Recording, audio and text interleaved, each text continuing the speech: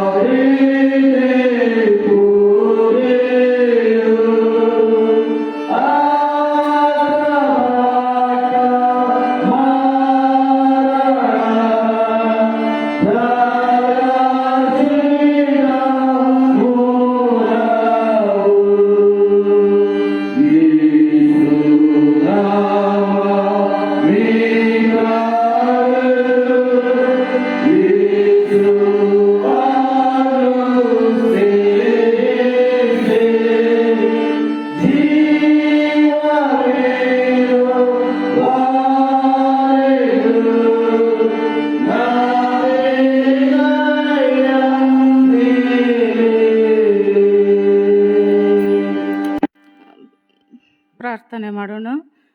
ನಮ್ಮನ್ನು ಅತಿಶಯವಾಗಿ ಪ್ರೀತಿಸುವಂಥ ನಮ್ಮ ಪರಮ ಪ್ರೀತಿಯುಳ್ಳ ತಂದೆಯಾದ ದೇವರೇ, ಸ್ವಾಮಿ ಕರ್ತನೆ, ಈ ಉದಯ ಕಾಲದಲ್ಲಿ ಸ್ವಾಮಿ ಅಪ್ಪ ನಿನ್ನ ಆಲಯಕ್ಕೆ ಬಂದು ಸ್ವಾಮಿ ಪ್ರಾರ್ಥಿಸುವಂತೆ ನೀ ಕೊಟ್ಟಂಥ ಮಹಾಕೃಪೆಗಾಗಿ ನಾವು ನಿನಗೆ ಸ್ತೋತ್ರವನ್ನು ಸಲ್ಲಿಸ್ತೇವಪ್ಪ ಕರ್ತನೆ.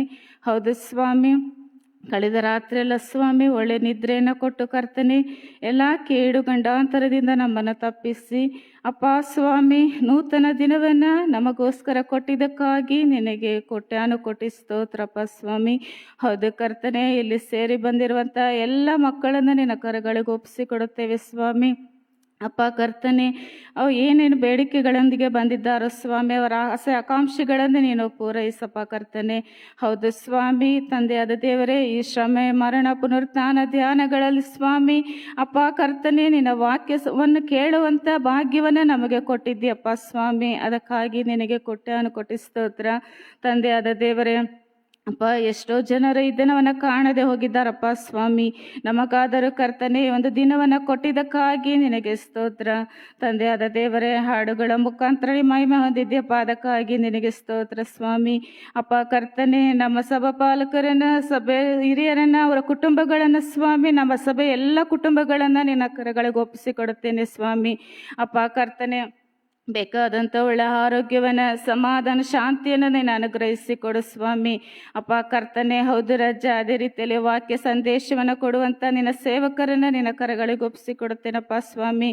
ಅಪ್ಪ, ಅವರು ಯಾವ ವಾಕ್ಯವನ್ನು ನಮಗೆ ಕೊಡಬೇಕೆಂಬುದಾಗಿ ಬಂದಿರುವಾಗ ಸ್ವಾಮಿ, ಅವರ ಹೃದಯ ಮನಸ್ಸಿನಲ್ಲಿ ನೀನು ಮಾತನಾಡು ಸ್ವಾಮಿ.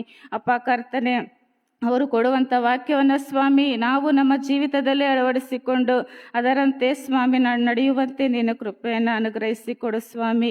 ಅಪ್ಪ ಕರ್ತನೆ, ಹೌದು ಸ್ವಾಮಿ, ನಮ್ಮ ಸಭೆ ಎಲ್ಲ ಚಿಕ್ಕ ಮಕ್ಕಳು ಸ್ವಾಮಿ ಕರ್ತನೆ, ಯವನಸ್ಥರು, ವೃದ್ಧ ತಂದೆ ತಾಯಿಗಳಿಗಾಗಿ ನಿನ್ನಲ್ಲಿ ಪ್ರಾರ್ಥಿಸ್ತೇವಪ್ಪ ಸ್ವಾಮಿ. ಎಲ್ಲರಿಗೆ ಬೇಕಾದಂಥ ಒಳ್ಳೆ ಆರೋಗ್ಯವನ್ನು ದಯಪಾಲಿಸು ಸ್ವಾಮಿ. ಹೌದು ಕರ್ತನೆ, ಅಪ್ಪ ಕರ್ತನೆ, ಒಂದು ಚರ್ಚಿನ ಕಟ್ಟವಾಡಕ್ಕಾಗಿ ನಿನ್ನಲ್ಲಿ ಪ್ರಾರ್ಥಿಸ್ತೇನೆ ಅಪ್ಪ ಸ್ವಾಮಿ. ಸಭಾ ಪಾಲಕರು, ಸಭೆ ಹಿರಿಯರು ಹಾಕಿಕೊಳ್ಳುವಂಥ ಎಲ್ಲ ಯೋಜನೆಗಳನ್ನು ನೀನು ಆಶೀರ್ವದಿಸು ಅಪ್ಪ ಕರ್ತನೆ. ಹೌದು ಸ್ವಾಮಿ, ಅದಕ್ಕೆ ಬೇಕಾದಂಥ ಎಲ್ಲ ರೀತಿಯ ಆರ್ಥಿಕ ಸಹಾಯವನ್ನು ನೀನು ಒದಗಿಸಿಕೊಡಪ್ಪ ಕರ್ತನೆ. ತಂದೆಯಾದ ದೇವರಲ್ಲಿ ಕೆಲಸ ಮಾಡುವಂಥ ಪ್ರತಿಯೊಬ್ಬೊಬ್ಬರನ್ನು ನೀನು ಆಶೀರ್ವದಿಸು ಅಪ್ಪ ರಾಜ. ಅದೇ ರೀತಿಯಲ್ಲಿ ಕರ್ತನೆ, ನಾವು ಬೇಡುವುದಕ್ಕಿಂತ ಹೆಚ್ಚಾದದನ್ನು ನೀ ಕೊಡೋದಕ್ಕೆ ಶಕ್ತನಾಗಿದ್ದೀಯಪ್ಪ, ಅದಕ್ಕಾಗಿ ನಿನಗೆ ಸ್ತೋತ್ರ ಕರ್ತನೆ.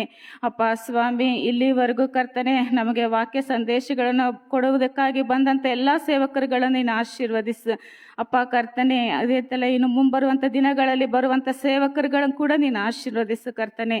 ತಂದೆಯಾದ ದೇವರೇ, ಹೌದು ಸ್ವಾಮಿ, ನಮಗೆ ದಿನಕ್ಕೆ 2 ಆವರ್ತಿ ಸ್ವಾಮಿ ನಿನ್ನ ವಾಕ್ಯ ಸಂದೇಶವನ್ನು ಕೇಳುವಂಥ ಭಾಗ್ಯವನ್ನು ಕೊಟ್ಟಿದ್ಯಪ್ಪ, ಅದಕ್ಕಾಗಿ ನಿನಗೆ ಸ್ತೋತ್ರ. ಆನ್ಲೈನ್ ಮೂಲಕ ಕರ್ತನೆ, ಫೇಸ್ಬುಕ್ ಮೂಲಕ ಕರ್ತನೆ, ವಾಕ್ಯವನ್ನು ಆಲಿಸುವಂಥ ಪ್ರತಿಯೊಬ್ಬೊಬ್ಬರನ್ನು ನೀನು ಆಶೀರ್ವದಿಸಪ್ಪ ಕರ್ತನೆ. ಹೌದು ಸ್ವಾಮಿ, ಅದೇ ರೀತಿಯಲ್ಲಿ ಸ್ವಾಮಿ ಬಾರದಿರುವಂಥ ನಿನ್ನ ಮಕ್ಕಳು ಕರ್ತನೆ ತಕ್ಕ ಕಾಲಕ್ಕೆ ಬರುವಂತೆ ನೀನು ಸಹಾಯ ಮಾಡು ಅಪ್ಪ ಸ್ವಾಮಿ. ನಮ್ಮ ಪ್ರಾರ್ಥನೆ ನಿನ್ನ ಕರಗಳಿಗೆ ಒಪ್ಪಿಸಿಕೊಡುತ್ತೇವೆ ರಾಜ.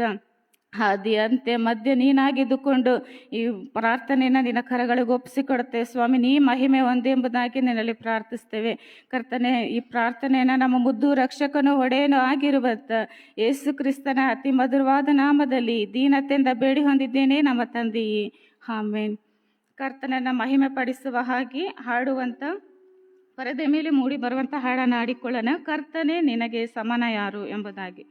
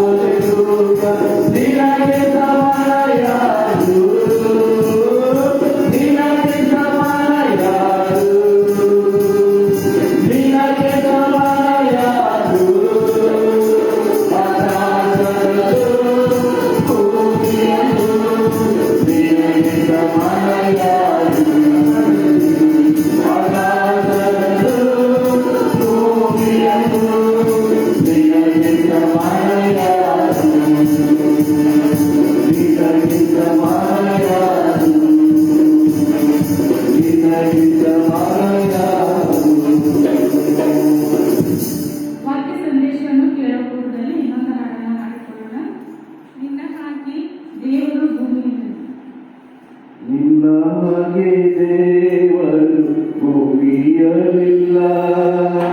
ನೀನಲ್ಲದೆ ಸಾಧನವಿಲ್ಲ. ನಿನ್ನ ಹಾಗೆ ಬೆಳೆಗೊಳ್ಳುವೆ. ನೀನೇ ನನ್ನ ಸರ್ವ, ನನ್ನ ಯೇಸುವೆ. ನಿನ್ನ ಹಾಗೆ ದೇವರು ಭೂಮಿಯಲ್ಲಿಲ್ಲ.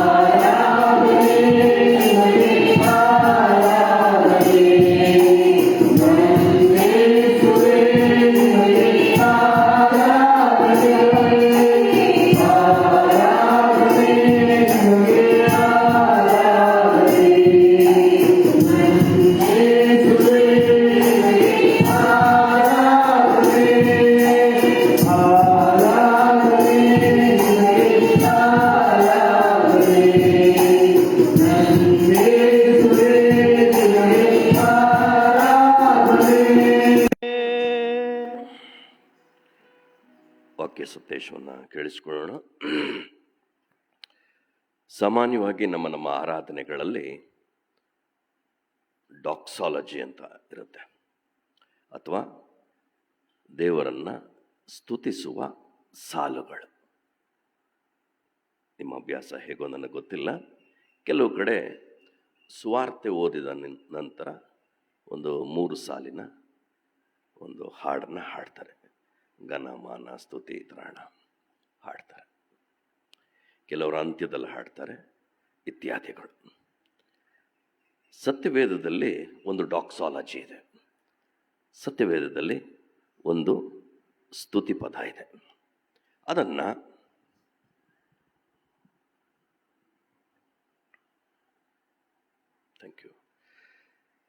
ಯೆಶಾಯನ ಗ್ರಂಥ 6ನೇ ಅಧ್ಯಾಯದ 3ನೇ ವಚನದಲ್ಲಿ ನಾವು ಕಾಣಲಿಕ್ಕೆ ಸಾಕು. ಯೆಶಾಯನ ಗ್ರಂಥ 6ನೇ ಅಧ್ಯಾಯದ 3ನೇ ವಚನದಲ್ಲಿ ದೇವರ ವಾಕ್ಯವನ್ನು ಕೇಳಿಸಿಕೊಳ್ಳೋಣ. ಆಗ ಒಬ್ಬನು ಮತ್ತೊಬ್ಬನಿಗೆ ಏನಂತ ನುಡಿಯುತ್ತಾನೆ? ಸೇನಾಧೀಶ್ವರನಾದ ಯೆಹೋವನು ಪರಿಶುದ್ಧನು, ಪರಿಶುದ್ಧನು, ಪರಿಶುದ್ಧನು. ಮುಂದಿನ ಸಾಲುಗಳು ಹಾಗೆ ಹೋಗುತ್ತೆ. ಸೆರಾಫಿಯರು, ಆತನ ಸುತ್ತಲಿದ್ದವರು, 6 ರೆಕ್ಕೆಯುಳ್ಳವರು ಯೆಹೋವನನ್ನು ಆರಾಧಿಸುವಾಗ ಆರಾಧನೆಯ ವಿಧಾನ ಏನು? ಆರಾಧನೆ ದೇವರ ಗುಣಗಾನ ಮಾಡುವುದು. ಆರಾಧನೆ ದೇವರ ಗುಣಾತಿಶಯಗಳನ್ನು ಸ್ಮರಣೆಗೆ ತಂದು ಉಚ್ಚಾರ ಮಾಡುವುದು ಆರಾಧನೆ.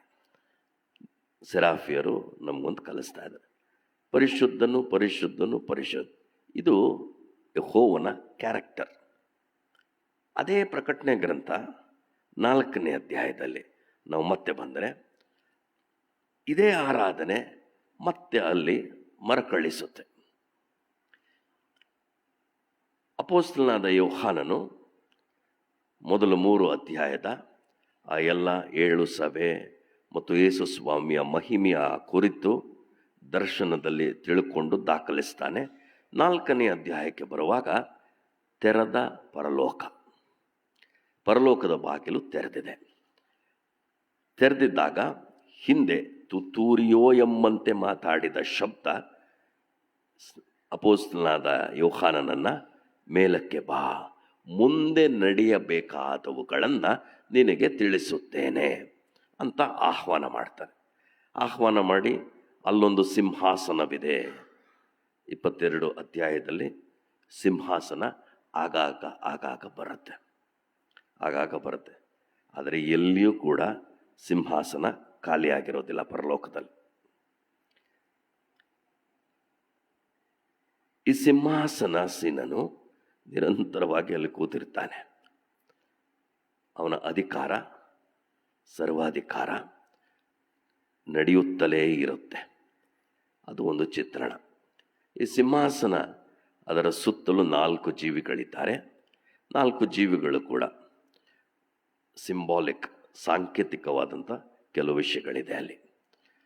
ಸಿಂಹದ ಮುಖ, ಹೋರಿಯ ಮುಖ, ಮನುಷ್ಯನಂಥ ಮುಖ, ಆಮೇಲೆ ಹಾರುವ ಗರುಡ ಪಕ್ಷಿಯ ಮುಖ, ಎಲ್ಲದಕ್ಕೂ ಒಂದೊಂದು ಅರ್ಥಗಳಿದೆ. ಅವರು ಏನು ಮಾಡ್ತಾ ಇದ್ದಾರೆ? ಆರಾಧನೆಯನ್ನು ಮಾಡ್ತಾ ಇದ್ದಾರೆ. ಅವರು ಕೂಡ ಆರಾಧನೆಯನ್ನು ಮಾಡ್ತಾ ಇದ್ದಾರೆ. ಪರಲೋಕ ನಿರಂತರವಾಗಿ ಆರಾಧನೆಯಲ್ಲಿರುವಂಥ ಸ್ಥಳ. ಸೊ ಪರಲೋಕವಾಸಿಗಳಾಗಬೇಕಾದ್ರೆ ಒಂದು ಚಿಕ್ಕ ಸಿದ್ಧತೆ ಭೂಮಿಯಿಂದಲೇ ಆಗಬೇಕು. ನಾವು ಆರಾಧನೆಗೆ ಸಿದ್ಧರಾಗಬೇಕು. ಏನು ಆರಾಧನೆ ಮಾಡ್ತಾ ಇದ್ದಾರೆ? ಮತ್ತೆ ಅವರು ಅದನ್ನೇ ಹೇಳ್ತಾ ಇದ್ದಾರೆ, ಪರಿಶುದ್ಧನು. ಯಾಕೆ 3 ಸರಿ ಹೇಳ್ತಾರೆ? ದೇವರ ಗುಣ 3 ಸರಿ ಹೇಳಿದ್ದಾರೆ. ಒಂದು ವೇಳೆ ಮೂಲ ಭಾಷಿಕರ ಅಡಿಯಲ್ಲಿ ಯಾಕೆ ಅನ್ನೋ ಪ್ರಶ್ನೆಗೆ ಉತ್ತರ ಕೊಡುವುದಿದ್ದರೆ, repetition means a strong intensity. ಅಂದರೆ ಮೇಲೆ ಒಂದನ್ನು, ಕೆಲವು ಕಡೆ 2, ಕೆಲವು ಕಡೆ ಎಸ್ಪೆಷಲಿ ಪರಿಶುದ್ಧತೆಯ ಕುರಿತು 3 ಸಾರಿ ಹೇಳಿದ್ರೆ ಅಲರ್ಟ್ ಆಗಿ, ಇದಕ್ಕಿಂತ ಮಿಗಿಲಾದದ್ದು ಇನ್ನೊಂದಿಲ್ಲ, ಇದು ಅದ್ವಿತೀಯ, ದೇವರಿಗೆ ಮಾತ್ರ ಸೀಮಿತ, ಮತ್ತಿನ್ಯಾರಿಗೂ ಅಲ್ಲ. ಇದು ಹೀಬ್ರೂ ಭಾಷೆಯ ಅಡಿಯ ಒಂದು ವ್ಯಾಖ್ಯಾನ.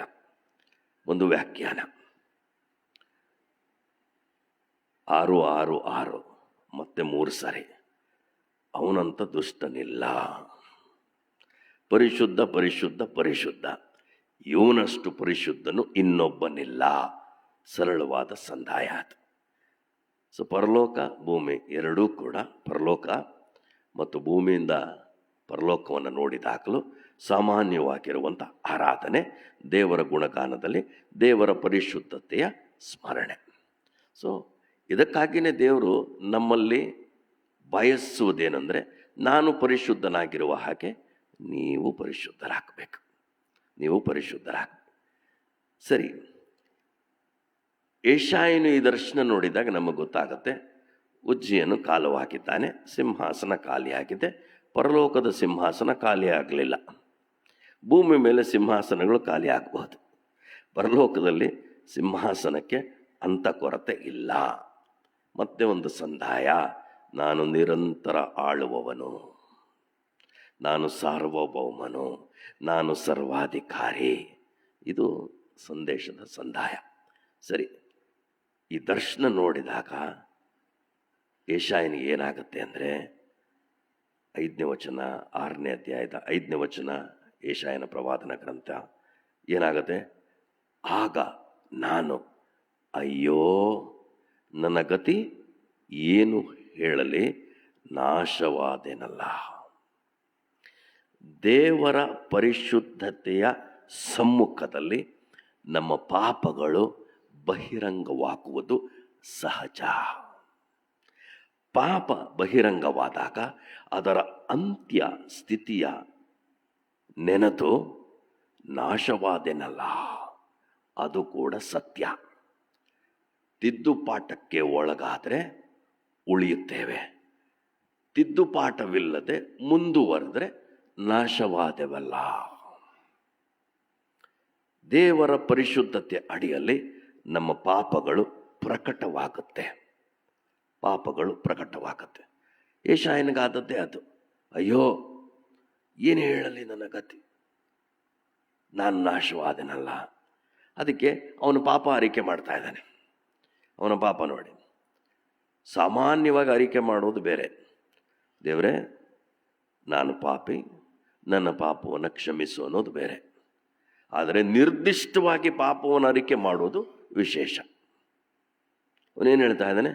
ನಾನು ಹೊಲಸು ತುಟಿಯವನು, ಹೊಲಸು ತುಟಿಯವರ ಮಧ್ಯದಲ್ಲಿ ವಾಸಿಸುವವನು.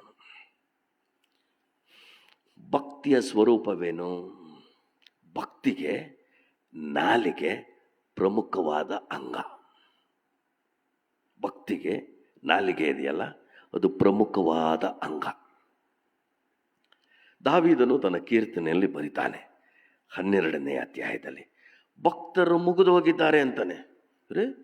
ಎಂಥ ಸನ್ನಿವೇಶನಪ್ಪ, ಎಂಥ ಆತ್ಮಿಕ ಕೊರತೆ.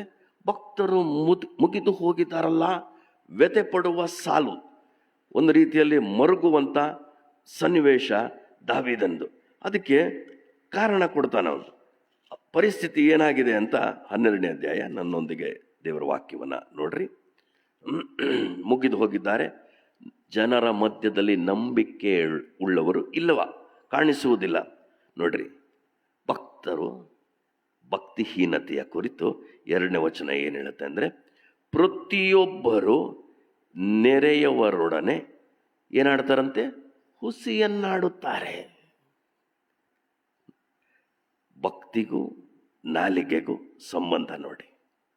ಭಕ್ತಿಹೀನತೆಗೂ ನಾಲಿಗೆಯ ಲಕ್ಷಣದ ಸಂಬಂಧ ನೋಡಿ. ಪ್ರತಿಯೊಬ್ಬರು ತನ್ನ ನೆರೆಯವನೊಂದಿಗೆ ಹುಸಿಯನ್ನಾಡುತ್ತಾರೆ.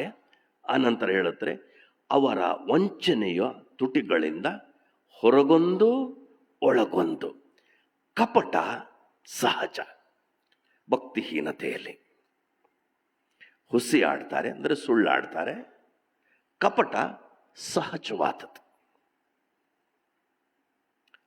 ತುಟಿಗಳ ಭದ್ರತೆ ಮತ್ತು ಬಿಗಿ ಪ್ರತಿದಿನದ ವ್ಯಾಯಾಮ ಇದ್ದ ಹಾಗೆ ಆತ್ಮಿಕ ಜೀವನದಲ್ಲಿ ನಿಯಂತ್ರಣ ಬೇಕು.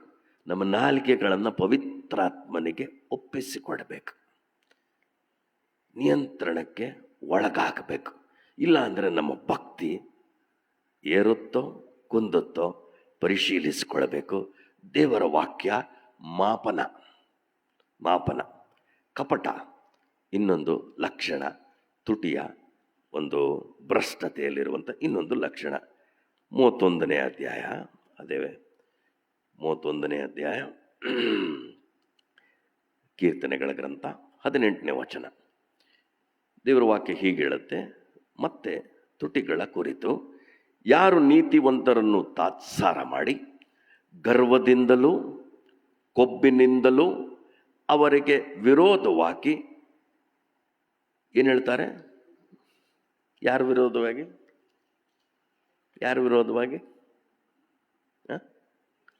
ನೀತಿವಂತರ ವಿರೋಧವಾಗಿ. ಆಲೋಚನೆಯೂ ಕೂಡ ಮಾಡೋದಿಲ್ಲ. ಮತ್ತು ಆ ನಾಲಿಗೆ ಏನಿಂದ ತುಂಬಿದೆಯಂತೆ? ಗರ್ವದಿಂದಲೂ ಕೊಬ್ಬಿನಿಂದಲೂ. ಸೊ ನಮ್ಮ ಗರ್ವ ಪ್ರಕಟವಾಗುವುದು ನಮ್ಮ ನಾಲಿಗೆಯಲ್ಲಿ. ಹೌದಾ? ಬಡಾಯಿ ಕೊಚ್ಚುತ್ತೆ. ನಿಯಂತ್ರಣವಿಲ್ಲದೆ ಇರುವಂಥ ಅಂಗ ನಮ್ಮ ಮಧ್ಯ ಇರೋದು. ಅದರ ದುರಾನುಭವ ಇವೆಲ್ಲ ಹಲ್ಲಿಗೆ. ಮಾತೇನೋ ಆಡ್ತೀವಿ, ಕೇಳಿಸ್ಕೊಳ್ಳೋರು ಗದರಿಸೋದು ಯಾವುದನ್ನ? ಹಲ್ಲು ಉದುರಿಸ್ಬಿಡ್ತೀನಿ ನೋಡು ಅಂತ ಆಡಿದ್ಯಾವುದು? ನಾಲಿಗೆ. ಇವರಿಬ್ಬರು ಹೆಂಗೆ ಜೊತೆಯಾಗಿದ್ದಾರೋ ಗೊತ್ತಿಲ್ಲ ನನಗೆ. ಜೊತೆಯಾಗಿದ್ದಾರೆ. ಆದರೆ ಮುಂದುವರಿತಾ ಭಾಳ ನಿರೀಕ್ಷೆಯ ಮಾತಿದೆ 34ನೇ ಅಧ್ಯಾಯದಲ್ಲಿ. ನೀವು ಬಹುದಿವಸ ಬಾಳಬೇಕು, ದೀರ್ಘಾಯುಷ್ಯ ಬೇಕು. ಬರೀ ಇಷ್ಟಕ್ಕೆ ಹೇಳಿಬಿಟ್ರೆ ಏನಿದೆಯೋ ಮುಂದೆ ಗೊತ್ತಾಗಲ್ಲ. ಆದರೆ ಸುಖವಾಗಿ ಬದುಕಬೇಕಾ? ನಿಮ್ಮ ನಾಲಿಗೆ ಕೆಟ್ಟದ್ದಕ್ಕೆ ಹೋಗದಂತೆ ಕಾದುಕೋ.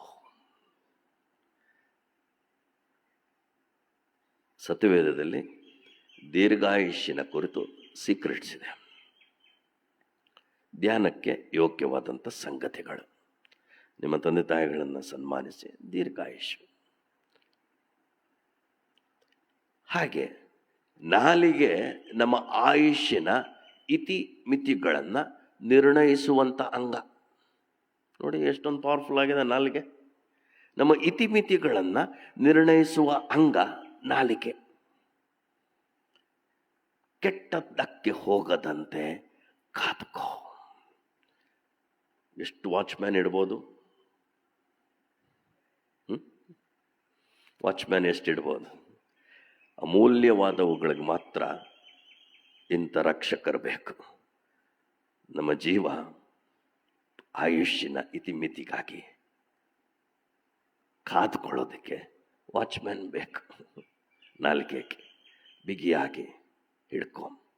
ಸರಿ, 140ನೇ ಕೀರ್ತನೆ ಮತ್ತೆ ಈ ತುಟಿಗಳ ಕುರಿತು ಇರುವಂಥ ಇನ್ನೊಂದು ವಿಷಯವನ್ನು ನಾವು ನೋಡೋಣ. ಅವನೊಂದು ಪ್ರಾರ್ಥನೆ ಮಾಡ್ತಾ ಇದ್ದಾನೆ. ಮೊದಲನೇ ವಚನ, ಯೆಹೋವನೇ ಕೆಡುಕರಿಂದ ನನ್ನನ್ನು ಬಿಡಿಸು, ಬಲಾತ್ಕಾರಿಗಳಿಗೆ ತಪ್ಪಿಸಿ ಕಾಪಾಡು. ಸಾಕಾಗೋಗ್ಬಿಟ್ಟಿದೆ ಭಕ್ತನಿಗೆ. ಅವರು ಕೇಡು ಕಲ್ಪಿಸುತ್ತಾರೆ, ಯಾವಾಗಲೂ ಜಗಳವೆಬ್ಬಿಸುತ್ತಾರೆ, ತಮ್ಮ ನಾಲಿಗೆಯನ್ನು ಸರ್ಪದಂತೆ ಹದ ಮಾಡಿದ್ದಾರೆ. ಅವರ ತುಟಿಗಳ ಹಿಂದೆ ಏನಿದೆ? ವಾಬಾ, ಕುಟುಕಿದ್ರೆ ಸಾಕು. ನೋಡಿದ್ರ, ವಿಷ ಕೊಟ್ಟು ಸಾಯಿಸೋದು ಬೇಡ, ನಾಲಿಗೆಯ ಮಾತೇ ಸಾಕು ಸಾವಿಗೆ ಕಾರಣ. ನೋಡ್ರಿ, ಹಿಂಗಿದೆ ನಾಲಿಗೆಯ ಹೊಲಸಾಟ. ಯೆಶಾಯನಿಗೆ ಪರಿಶುದ್ಧನ ದರ್ಶನವಾದಾಗ ತಾನು ಹೊಲಸು ತುಟಿಯವನು, ಹೊಲಸು ತುಟಿಯವರ ಮಧ್ಯದಲ್ಲಿ ವಾಸಿಸುವವನು ಎಂದು ಗೊತ್ತಾಯಿತು. ವಾಸಿಸುವನನ್ನು ಅರಿಕೆ ಮಾಡ್ತಾನೆ. ಆಗ ಅಲ್ಲಿದ್ದ ಸೆರಾಫಿಯರು ಯಜ್ಞವೇದಿ, ಅಂದರೆ ಒಂದು ಸ್ಯಾಕ್ರಿಫೈಸ್ ಯಜ್ಞ ಆಗಿದೆ, ಅದರ ಕೆಂಡವನ್ನು ತರ್ತಾರೆ. ಕೆಂಡವನ್ನು ನಾಲಿಗೆಯನ್ನು ಮುಟ್ಟಿಸ್ತಾರೆ. ನಾಲಿಗೆಯನ್ನು ಮೆಟ್ಟಿಸಿದಾಗ ಶುದ್ಧನಾಗ್ತಾನೆ. ಶುದ್ಧನಾದ ಮೇಲೆ ಒಂದು ಸ್ವರವನ್ನು ಕೇಳಿಸ್ಕೊಳ್ತಾನೆ. ನನಗೋಸ್ಕರ ಹೋಗುವವನು ಯಾರೋ, ನನಗೋಸ್ಕರ ಹೋಗುವವನು ಯಾರು? ಈಗೋ ನಾನಿದ್ದೇನೆ, ನನ್ನನ್ನು ಕಳಹು. ಒಂದು ವೇಳೆ ಪಾಪ ಅರಿವು ಆಗದೆ ಅರಿಕೆ ಮಾಡದಿದ್ದರೆ ಈ ಸ್ವರ ಕೇಳಿಸ್ಕೊಳ್ಳೋದಕ್ಕೆ ಸಾಧ್ಯನೇ ಆಗ್ತಾ ಇರಲಿಲ್ಲ. ಪಾಪ ಅರಿವಾಗದಿದ್ದರೆ, ಯೆಶಾಯನಿಗೆ ತನ್ನ ಪಾಪ ಅರಿಕೆ ಮಾಡದಿದ್ದರೆ, ಶುದ್ಧೀಕರಣ ಹೊಂದದಿದ್ದರೆ ಇಂಥ ಸೇವೆಗೆ ಸಜ್ಜಾಗುತ್ತಲೇ ಇರಲಿಲ್ಲ. ಆಮೇಲೆ ಮುಂದಿನದು ಚರಿತ್ರೆ. ಎಂತೆಂಥ ಪ್ರವಾದನೆಗಳನ್ನು ನುಡಿದಿದ್ದಾನೆ ಯೆಶಾಯನು. ಆಶ್ಚರ್ಯಕರವಾದಂಥ ಪ್ರವಾದನೆ. 700 ವರ್ಷಗಳ ನಂತರ ಜನಿಸುವ ಮಗುವಿನ ಕುರಿತು ಪ್ರವಾದನೆಯನ್ನು ನೋಡಿದ್ದಾನೆ. ಸುಮಾರು 100-200 ವರ್ಷಗಳ ನಂತರ ಹುಟ್ಟುವ ಅರಸನನ್ನು ಹೆಸರಿಡಿದು ಪ್ರವಾದನೆ ಮಾಡ್ತಾನೆ, ಕೋರೇಷನ್ ಅಂತ. ಪ್ರವಾದನೆ ಅದ್ವಿತೀಯವಾದಂಥ ಪ್ರವಾದನೆಗಳು. ಆದರೆ ಅದಕ್ಕೆ ಮುನ್ನ ಅವಶ್ಯ ಶುದ್ಧೀಕರಣ. ಇವತ್ತು ನಮಗಿರುವ ಕೋಹಟ ಏನು? ನಮಗಿರುವ ಸವಾಲೇನು? ನಾವು ಕರ್ತನ ಕೈಯಲ್ಲಿ ಉಪಯುಕ್ತವಾದ ಪಾತ್ರೆಗಳಾಗಬೇಕಾ? ಯಜಮಾನನಿಗೆ ಯೋಗ್ಯವಾದ ಪಾತ್ರೆಗಳಾಗಬೇಕಾ? ಪೌಲನು ತಿಮೋತಿಯನಿಗೆ ತನ್ನ 2ನೆಯ ಪತ್ರದಲ್ಲಿ ಒಂದು ಮಾತನ್ನು ಬರೀತಾನೆ, ಕೇಳಿಸ್ಕೊಳ್ಳೋಣ. ಪೌಲನು ತಿಮೋತಿಯನಿಗೆ, ಅವನ ಆತ್ಮಿಕ ತಂದೆ, ಆತ್ಮಿಕ ತಂದೆ ತನ್ನ ಮಗನಿಗೆ ಎಚ್ಚರಿಕೆಯ ಸಾಲುಗಳನ್ನು ಕೊಡ್ತಾ ಹೋಗ್ತಾ ಇರ್ತಾನೆ. ಸರಿ, ಏನಂತ ಕೊಡ್ತಾನೆ? ಅವನಿಗೆ ಬರೆದ 2ನೇ ಪತ್ರ, ತಿಮೋಥೆಯನಿಗೆ ಬರೆದ 2ನೇ ಪತ್ರ 20ನೇ ವಚನದಿಂದ 21ನೇ ವಚನದವರೆಗೂ ಒಂದು ಉಪಮಾನವಿದ್ದ ಹಾಗೆ ಇಲ್ಲಿ ಒಂದು ಭಾಗವನ್ನು ಬರೀತಾನೆ. ದೊಡ್ಡ ಮನೆಯಲ್ಲಿ ಬೆಳ್ಳಿ ಬಂಗಾರದ ಪಾತ್ರೆಗಳಲ್ಲದೆ ಮರದ ಪಾತ್ರೆಗಳು, ಮಣ್ಣಿನ ಪಾತ್ರೆಗಳು ಇರುತ್ತವೆ. 4 ವಿಧಾನ. ಅವುಗಳಲ್ಲಿ ಕೆಲವು ಉತ್ತಮವಾದ ಬಳಕೆಗೂ ಕೆಲವು ಹೀನವಾದ ಬಳಕೆಗೂ ಬರುತ್ತದೆ. ಈ 4ರ ಉಪಯೋಗ. ಕೆಲವು ಉತ್ತಮ, ಕೆಲವು ಹೀನ. ಹೀಗಿರಲಾಕಿ, ಈಗ ಅದರ ಅರ್ಥ ಹೇಳ್ತಾನೆ. ಹೀಗಿರಲಾಕಿ ಒಬ್ಬನು, ಗಮನಿಸಿ, ಹೀನ ನಡತೆಯುಳ್ಳವರ ಸಹವಾಸವನ್ನು ಬಿಟ್ಟು ತನ್ನನ್ನು ಶುದ್ಧ ಮಾಡಿಕೊಂಡರೆ, ಶುದ್ಧತೆಯ ವಿಧಾನ ಇದು. ಶುದ್ಧತೆಗೆ ಒಂದು ವಿಧಾನ. ಹೀನ ನಡತೆಯುಳ್ಳವರ ಸಹವಾಸವನ್ನು ಬಿಟ್ಟು ಶುದ್ಧ ಮಾಡಿಕೊಂಡರೆ ಅವನು ಉತ್ತಮವಾದ ಬಳಕೆಗೆ ಯೋಗ್ಯನಾಗಿರುವನು. ಅದನ್ನೇ ಯೆಶಾಯನು ಮಾಡಿದ್ದು. ಮೊದಲ 5 ಅಧ್ಯಾಯಗಳನ್ನು ನೀವು ನೋಡ್ರಿ ಯೆಶಾಯನ ಪ್ರವಾದನೆಯ ಗ್ರಂಥದಲ್ಲಿ. ಅವನು ಇತರರ ಮೇಲೆ ದೂರ ಹೇಳುವುದಕ್ಕೆ ಸಿದ್ಧನಾಗಿದ್ದಾನೆ. ಬೇರೆಯವರ ಮೇಲೆ ಬೆರಳು ತೋರಿಸ್ತಾ ಅವನ ಪೂರ್ವ ಜೀವನದ ಒಂದು ಇಣುಕನ್ನು ನೋಡಲಿಕ್ಕೆ ಸಾಕು. 6ನೇ ಅಧ್ಯಾಯದಲ್ಲಿ ತಿರುವು ನೋಡಲಿಕ್ಕೆ ಸಾಕು.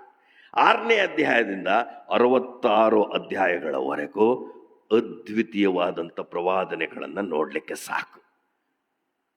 66 ಬುಕ್ಸ್ನ ಹೀಗೆ ಬಣ್ಣಿಸಿದ್ದಾರೆ, ಎ ಬೈಬಲ್ ಇನ್ ಬೈಬಲ್ ಅಂತ. ಯಾಕಂದರೆ ಎಷ್ಟು ಬೈಬಲ್ನಲ್ಲಿ ಅಧ್ಯಾಯಗಳಿದೆ? 66. ನಮ್ಮ ಕೈಗೆ 66 ಇದೆ. 66 ಅಧ್ಯಾಯಗಳಿದೆ. ಯೆಶಾಯನು ಬರೆಯುವಾಗ ಯೇಸುಸ್ವಾಮಿಯ ಜನನ ಬರೀತಾನೆ, ಯೇಸುಸ್ವಾಮಿಯ ಸೇವೆಯನ್ನು ಬರೀತಾನೆ, ಯೇಸುಸ್ವಾಮಿಗಾಗುವ ಹಿಂಸೆಯನ್ನು ಬರೀತಾನೆ, ಯೇಸುಸ್ವಾಮಿಗಾಗುವ ಪುನರುತ್ಥಾನವನ್ನು ಬರೀತಾನೆ. ಪುನರುತ್ಥಾನದ ನಂತರದ ದಿವ್ಯವಾದಂಥ ಜೀವನ ಹೇಗಿದೆ ಅಂತ ಬರೀತಾನೆ. 2ನೇ ಬರೋಣದ ಕುರುಹುಗಳನ್ನು ಕೊಡ್ತಾನೆ. 1000 ವರ್ಷದ ಆಳ್ವಿಕೆಯನ್ನು ಕೊಡ್ತಾನೆ. ದೇವರ ರಾಜ್ಯದ ಪ್ರಭಾವವನ್ನು ಕೊಡ್ತಾನೆ. That is why it is called as Bible in Bible. ಆದರೆ ಇದರೆಲ್ಲದರ ಹಿಂದೆ ಏನು? ಹೀನ ನಡತೆಯುಳ್ಳವರ ಸಹವಾಸವನ್ನು ಬಿಟ್ಟು ತನ್ನಲ್ಲಿರುವ ಹೀನವಾದದನ್ನು ಬಿಟ್ಟಿದ್ದಾನೆ. ಅವನಿಗಿರುವಂಥ ಕೊರತೆ ಏನಿತ್ತು? ಸುಳ್ಳಾಡುವ ತುಟಿ, ಹೊಲಸು ತುಟಿ. ಎಷ್ಟು ಸಂಯಮ ಬೇಕಪ್ಪ ತುಟಿಗೆ. ಪರಿಸ್ಥಿತಿಗಳು ವಿಕೋಪಕ್ಕೆ ಹೋದಾಗ, ಕೈ ಮೀರಿದಾಗ, ಹತೋಟಿ ಮೀರಿದಾಗ ನಮ್ಮ ನಾಲಿಗೆಗಳಿಗೆ ತಡೆ ಹಿಡಿಯುವಂಥದ್ದು ಪ್ರಯಾಸವೋ ಅಲ್ಲವೋ? ಪ್ರಯಾಸಕರವಾದದ್ದು. ಅದರಲ್ಲೂ ಕೆಲವೊಮ್ಮೆ ಮಧ್ಯೇರಿಸುವ ಮದ್ಯಪಾನ, ಅದು ಇನ್ನೊಂದು. ನಾಲಿಗೆ ಹತೋಟಿನಲ್ಲೇ ಇರಲ್ಲ. ಅದಕ್ಕೆ ನಮ್ಮ ಪಾಸ್ಟ್ರು ಭಾಳ ಹೇಳ್ತಾರೆ, ಚೆನ್ನಾಗಿ ಹೇಳ್ತಾರೆ ಮಾತಿನ ಕುರಿತು. ಯೋಚನೆ ಮಾಡಿ ಮಾತಾಡ, ಯೋಚಿಸಿದೆಲ್ಲ ಮಾತಾಡಬೇಡ ಅಂತ. ಅಂತರ ಭಾಳ ಕಡಿಮೆ ಇದೆ. ಯೋಚನೆ ಮಾಡಿದ್ದೆಲ್ಲ ಮಾತಾಡಬೇಡ, ಯೋಚನೆ ಮಾಡಿ ಮಾತಾಡು. ಹಲವಾರು ಆಲೋಚನೆಗಳಿದೆ, ಕೆಲವು ಸಕಾರ, ಕೆಲವು ನಕಾರ. ಬಹಳ ಅವಶ್ಯ. ಅದಕ್ಕೆ ಹೀನ ನಡತೆಯುಳ್ಳವರ ಸಹವಾಸವನ್ನು ಬಿಡುವುದಿದ್ದರೆ ಅವನು ಏನಾಗ್ತಾನೆ ಅಂತ ಪೌಲನು ಎಚ್ಚರಿಸ್ತಾ ಇದ್ದಾನೆ. ತನ್ನನ್ನು ಶುದ್ಧ ಮಾಡಿಕೊಂಡರೆ. ನನ್ನ ಪ್ರೀತಿಯುಳ್ಳ ಸಭಿಕರೇ, ಇದು ನಿರಂತರವಾದ ಪ್ರಯಾಸ ನಮ್ಮ ಜೀವನಗಳಲ್ಲಿ. ನಮ್ಮ ಮಾತಿನಿಂದ ನಮ್ಮ ಗುಣಗಳು ಪ್ರಕಟವಾಗುತ್ತೋ ಇಲ್ಲವೋ? ನಮ್ಮ ವ್ಯಕ್ತಿತ್ವಗಳು ಪ್ರಕಟವಾಗುತ್ತೋ ಇಲ್ಲವೋ? ಆಗತ್ತಾ? ಆಗತ್ತೆ. ನಮ್ಮ ಕಣ್ಣು, ನಮ್ಮ ಮಾತು ಇವೆಲ್ಲವೂ ವರ್ಕ್ಶಾಪಲ್ಲಿರೋದು ಆಚೆ ಬರುತ್ತೆ. ನಮ್ಮ ಶುದ್ಧತೆಯನ್ನು ಪ್ರಕಟಿಸುತ್ತೆ. ಈ ಮುಂಜಾನೆ ಯೆಶಾಯನೊಂದಿಗೆ ನಮಗೂ ಕೂಡ ಅವನ ದರ್ಶನವಾಗಿ ಆ ಶಬ್ದಗಳು ನಮ್ಮ ಕಿವಿಗಳಲ್ಲಿ ಮೊಳಗಿ ಈತನು ಪರಿಶುದ್ಧನು ಪರಿಶುದ್ಧನು ಪರಿಶುದ್ಧನು ಅನ್ನುವುದು ನಮ್ಮ ಕಿವಿಗೆ ಬಿದ್ದಾಗ ಏಷಾಯನ ಹಾಗೆ ನಮ್ಮ ಪಾಪಗಳ ಅರಿವು ಆಗಬೇಕು, ಅರಿಕೆನೂ ಆಗಬೇಕು. ಶುದ್ಧತೆಗೂ ನಾವು ಸಿದ್ಧರಾದಾಗ ಯಜಮಾನನಿಗೆ ಉಪಯುಕ್ತ ಪಾತ್ರೆಗಳಾಗುತ್ತೇವೆ. ಅಂದ ಹಾಗೆ ಶುದ್ಧತೆಯ ಒಂದು ಗುಣ ಏನು ಅಂದರೆ ಪ್ರತ್ಯೇಕಿಸಲ್ಪಟ್ಟವರು, sanctified, set apart. Sanctified and set apart ತುಂಬ ಅವಶ್ಯ ಸೇವೆಯಲ್ಲಿರುವ ನನಗೆ, ಎಲ್ಲರಿಗೂ. ನೀವು ಎಲ್ಲರ ಮಧ್ಯೆ ಇರ್ರಿ, ಎಲ್ಲರಂತಾಗಬೇಡಿ. ಸೇವೆಯಲ್ಲಿರೋರು ಎಲ್ಲರ ಮಧ್ಯೆ ಇರಬೇಕು, ಆದರೆ ಅವರಂತಾಗಬಾರ್ದು. ಅದೇ ಪ್ರತಿಷ್ಠೆ, ಅದೇ ಪ್ರತಿಷ್ಠೆ ಅವಶ್ಯ. ಇದು ನಮ್ಮೆಲ್ಲರಿಗೂ, ಇದು ದೇವರ ಬಯಕೆ. ಉತ್ತಮವಾದ ಬಳಕೆಗೆ ಬರಬೇಕಾದರೆ ಬಹಳ ಬಹಳ ಅವಶ್ಯ. ನಮ್ಮ ಮಾತುಗಳು ನಿರ್ಧರಿಸುತ್ತೆ ನಮ್ಮ ಆಲೋಚನೆಗಳು ಹೇಗಿವೆ, ನಮ್ಮ ಗುಣಗಳು ಹೇಗಿವೆ ಅನ್ನುವುದನ್ನು. ಅದಕ್ಕೆ ಅವನು ಭಾಳ ಚೆನ್ನಾಗಿ ಬರೀತಾನೆ. ಅವನು ಉತ್ತಮವಾದ ಬಳಕೆಗೆ ಯೋಗ್ಯನಾಗಿರುವನು. ಅವನು ದೇವರ ಸೇವೆಗೆ ಏನಾಗಿರ್ತಾನಂತೆ? ಪ್ರತಿಷ್ಠಿತನಾಗಿಯೂ, 21ನೇ ವಚನದ ಸಾಲುಗಳು, ಯಜಮಾನನಿಗೆ ಉಪಯುಕ್ತನಾಗಿಯೂ ಸಕಲ ಸತ್ಕ್ರಿಯೆಗಳನ್ನು ಮಾಡುವುದಕ್ಕೆ ಸಿದ್ಧನಾಗಿಯೂ. 3 ಲಕ್ಷಣ ಯಾವಾಗಲೂ ಸಿದ್ಧತೆ. 3 ಲಕ್ಷಣ ಇದೆ. ಶುದ್ಧನಾದವನು ಹೇಗೆ ಯಜಮಾನನನ್ನು ಬಳಸ್ತಾನೆ. ನಮ್ಮ ಊಟದ ಅಭ್ಯಾಸದಲ್ಲಿ ಯಾರಿಗಾದರೂ ಫೇವರೆಟ್ ಪ್ಲೇಟ್, ಫೇವರೆಟ್ ಕಪ್ ಇದೆಯಾ? ಅದೇ ಪ್ಲೇಟಲ್ಲಿ ಊಟ ಮಾಡಬೇಕು, ಅದೇ ಪ್ಲೇಟಲ್ಲಿ ಕಾಫಿನೋ ಟೀ ಕುಡಿಬೇಕು. ಬೆಳಗ್ಗೆ ನೀವು ನಾಷ್ಟ ಮಾಡಿರ್ತೀರ ಅಂತ ಇಟ್ಕೊಳ್ಳಿ, ತೊಳಿಲೇ ಇಲ್ಲ, ಮಧ್ಯಾಹ್ನ ಊಟಕ್ಕೆ ಬರ್ತೀರಾ, ಅದೇ ಪ್ಲೇಟಲ್ಲಿ ತಿಂತೀರಾ? ಇಷ್ಟ ಇಲ್ಲ, ನಂದು ಫೇವ್ರೆಟ್ ಪ್ಲೇಟ್, ಅದು ನಂದು ಫೇವ್ರೆಟ್ ಕಪ್, ಅದೇ ಪ್ಲೇಟಲ್ಲಿ ಕುಡಿತೀರಾ, ಅದೇ ಪ್ಲೇಟಲ್ಲಿ ತಿಂತೀರಾ? ಇಲ್ಲ. ಅಷ್ಟು ಸಾಮಾನ್ಯ ನಮ್ಮ ಜೀವನಕ್ಕೆ ಹೋದರೆ ಆತ್ಮಿಕವಾದದಲ್ಲಿ ಇನ್ನೆಷ್ಟು ಹೋಗಬೇಕು. ನಮ್ಮ ವಾಶ್ರೂಮ್ಸ್ನಲ್ಲಿ ಬಾತ್ಗೆ ಒಂದು ಬಕೆಟ್ ಇರುತ್ತೆ, ಇತ್ಯಾದಿಗಳ ಬಳಕೆಗೆ ಇನ್ನೊಂದು ಬಕೆಟ್ ಇರುತ್ತೆ. ಒಂದು ವೇಳೆ ಇತ್ಯಾದಿಗಳ ಬಳಕೆಗಿರುವ ಬಕೆಟ್ ಕಲರ್ ನಿಮಗೆ ಭಾಳ ಇಷ್ಟ ಆಯಿತು ಅಂತ ಸ್ನಾನಕ್ಕೆ ಉಪಯೋಗಿಸ್ತೀರಾ?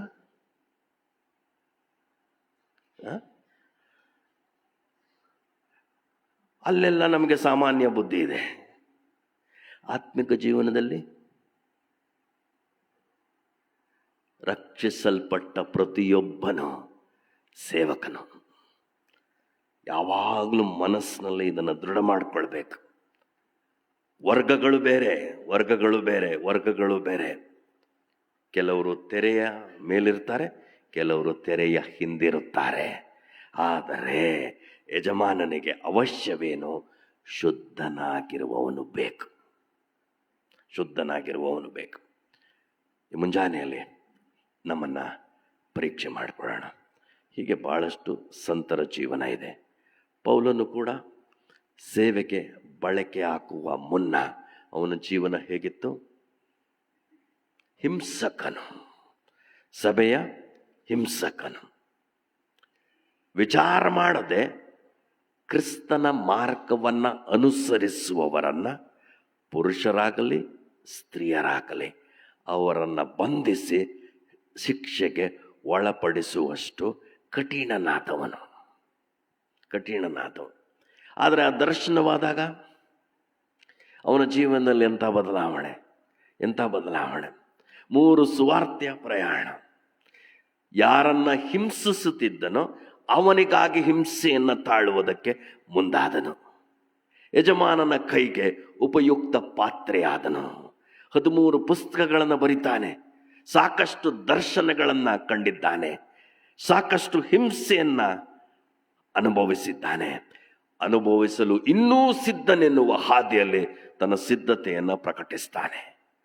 ನೋಡಿ, ನಮ್ಮ ಹೊಲಸಿನಿಂದ ಬಿಡುಗಡೆಯಾಗತ್ತಿದ್ದರೆ, ಪರಿಶುದ್ಧತೆಯ ಎಡೆಗೆ ಸಾಕುತ್ತಿದ್ದರೆ ಆತನ ಬಳಕೆಗೆ ಬರುವ ಪಾತ್ರೆಗಳಾಗುವುದಿಲ್ಲ.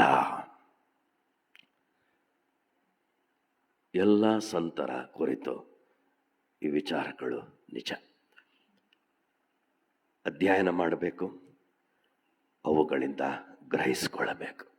ಇನ್ನು ಇವತ್ತು ಈ ಕ್ಷಣದಲ್ಲಿ ಆತನು ಪರಿಶುದ್ಧನು ಪರಿಶುದ್ಧನು ಪರಿಶುದ್ಧನು ಆ ಸ್ವರ ಯೆಶಾಯನಿಗೆ ಬಿದ್ದಾಗ ಅವನ ಜೀವನದಲ್ಲಾದ ಪರಿವರ್ತನೆ, ಆಂತರ್ಯದ ಪರಿವರ್ತನೆ, ಬಾಹಿರ ಸೇವೆಗೆ ಸಿದ್ಧನಾಗ್ತಾನೆ.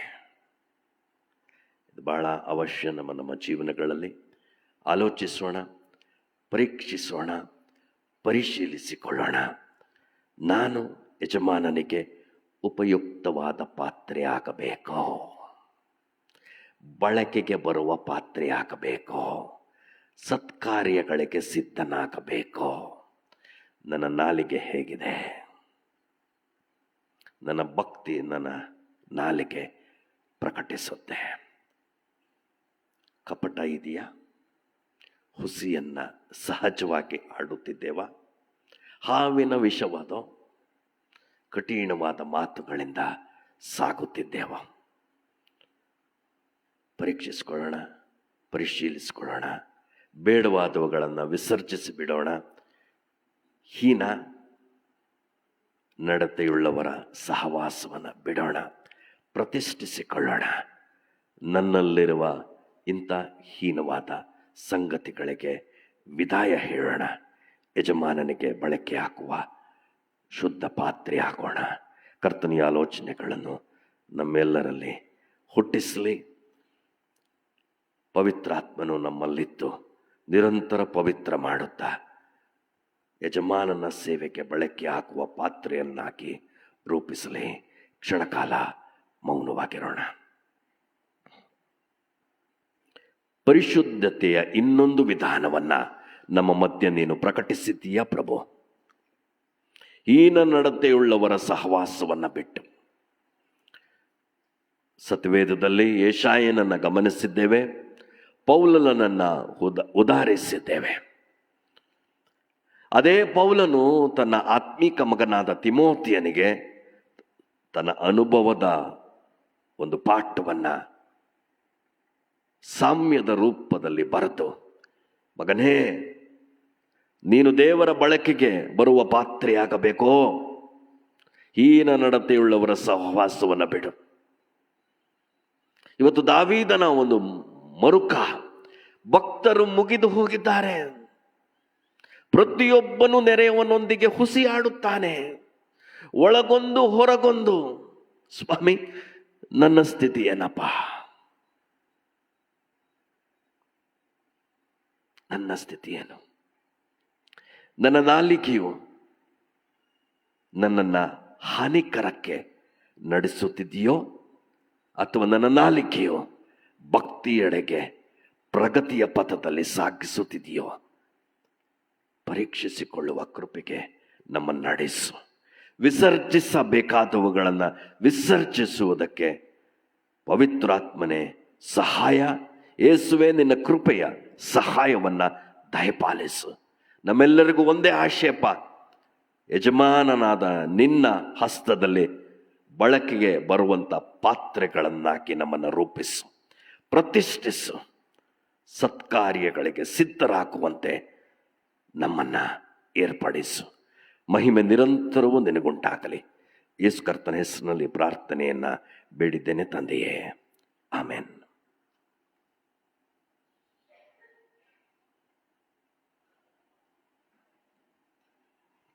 ಕೊನೆಯದಾಗಿ ಹಾಡುವಂಥ ಸಂಗೀತದಲ್ಲಿ 291ನೇ ಸಂಗೀತವನ್ನು ಹಾಡಿಕೊಳ್ಳೋಣ. ಹಾಡುವಂಥ ಸಂಗೀತದಲ್ಲಿ 291, 1 ಮತ್ತು 4, 5ನೇ ಚರಣವನ್ನು ಮಾತ್ರ ಹಾಡಿಕೊಳ್ಳೋಣ. ನಿನ್ನ ಹೊರತು ಇರಲಾರೆ ಪ್ರಾಣಪ್ರಿಯ ಯೇಸುವೆ.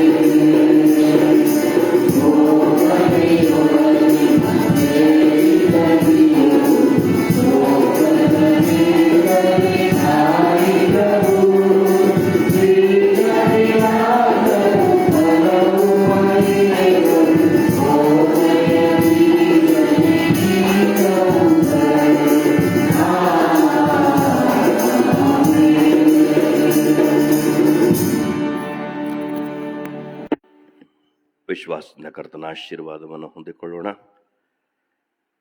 ನಮ್ಮನ್ನು ಶುದ್ಧರಾಗುವುದಕ್ಕೆ ಕರೆ ಮಾಡಿ ನಮ್ಮನ್ನು ಶುದ್ಧಪಡಿಸುವ ತ್ರಯೇಕ ದೇವರ ಆಶೀರ್ವಾದವು ನೆರೆದಿರುವ ಸಭೆಯೊಂದಿಗೂ ವೀಕ್ಷಿಸುವ ಸಂತರೊಂದಿಗೂ ಕೇಳುಗರೊಂದಿಗೂ ಈ ದಿನದುದ್ದಕ್ಕೂ ಅವರ ಎಲ್ಲ ಕಾರ್ಯಗಳ ಮಧ್ಯದಲ್ಲಿ ನಿರಂತರ ನೆಲೆಯಾಗಿರಲಿ. ಆಮೆನ್.